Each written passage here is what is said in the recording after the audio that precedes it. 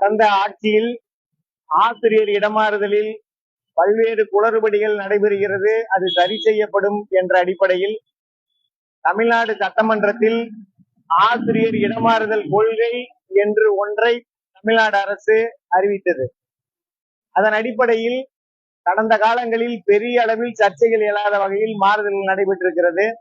2025-26 கல்வியாண்டின் தொடக்கத்தில் ஆசிரியர்களிடமிருந்து மாறுதலுக்கு விண்ணப்பங்கள் பெறுவதாக அறிவித்துவிட்டு மேலிட பரிந்துரைகள் என்ற பெயரில் விதி மீறிய சட்டவிரோதமான முறைகேடான மாறுதல்கள் வழங்கப்பட்டிருக்கிறது.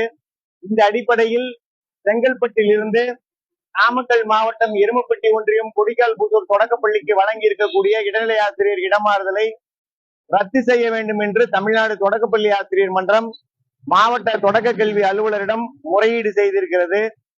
மதிப்புமிகு தொடக்க கல்வி இயக்குனர் அவர்கள் தலையிட்டு இந்த இடமாறுதலை ரத்து செய்ய வேண்டும் என்று வலியுறுத்தி கேட்டுக்கொள்கிறது.